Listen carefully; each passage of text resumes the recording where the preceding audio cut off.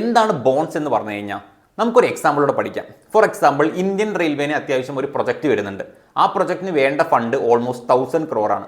അപ്പോൾ അവർ വിചാരിച്ചു ഈ 1000 crores അവരുടെ ബഡ്ജറ്റ് തന്നെ എടുക്കാതെ നമുക്ക് ബോൺസ് ആയിട്ട് നമുക്ക് പൈസ റേസ് ചെയ്യാന്നുള്ളത്. ഫോർ എക്സാമ്പിൾ അവർ പറയും, അപ്പോൾ നമുക്ക് അങ്ങനെയാണെങ്കിൽ 10,000 rupees ഓരോരോ യൂണിറ്റ്സ് ആയിട്ട് നമുക്ക് ആൾക്കാർക്ക് കൊടുക്കാം. അപ്പോൾ ആൾക്കാർ മേടിച്ചോട്ടെ. ഈ ആൾക്കാർ മേടിച്ചു കഴിഞ്ഞാൽ ഇതിന് ഇൻ റിട്ടേൺ ആയിട്ട് അവരൊരു കൊല്ലം ഒരു 6, 7, 8% റിട്ടേൺസ് മേ ബി അങ്ങോട്ട് കൊടുത്തേക്കാം. അപ്പോൾ നമ്മൾ മേ ബി 10,000 rupees ഓരോ യൂണിറ്റ്സ് മേടിക്കുമ്പോൾ നമുക്ക് എന്താണ്, നമുക്ക് ഈ പ്രൊജക്ട് നടക്കും തോറും നമുക്ക് ഇങ്ങോട്ട് റിട്ടേൺസ് കിട്ടുകയും ചെയ്യും. വൺസ് ആ പ്രൊജക്ട് കഴിഞ്ഞാൽ നമുക്ക് ഓൾറെഡി കൊടുത്ത ഇനീഷ്യൽ എമൗണ്ട് നമുക്ക് റിട്ടേൺ ആയി കിട്ടുന്നതായിരിക്കും. ഇതിനെയാണ് ബോൺസ് എന്ന് പറയുന്നത്.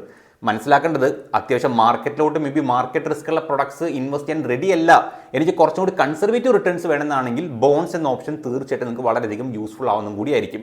ഇതേപോലെ തന്നെ കുറച്ചുകൂടി അഗ്രസീവ് റിട്ടേൺസ് കിട്ടാനുള്ള വേറെ ഓപ്ഷൻസ് ആണ് മ്യൂച്വൽ ഫണ്ട്സ്. അതെന്താണെന്ന് നമ്മൾ നാളെ പഠിക്കാൻ പോകുന്നതായിരിക്കും. അപ്പോൾ മറക്കാതെ പേജ് ഫോളോ ചെയ്യാം.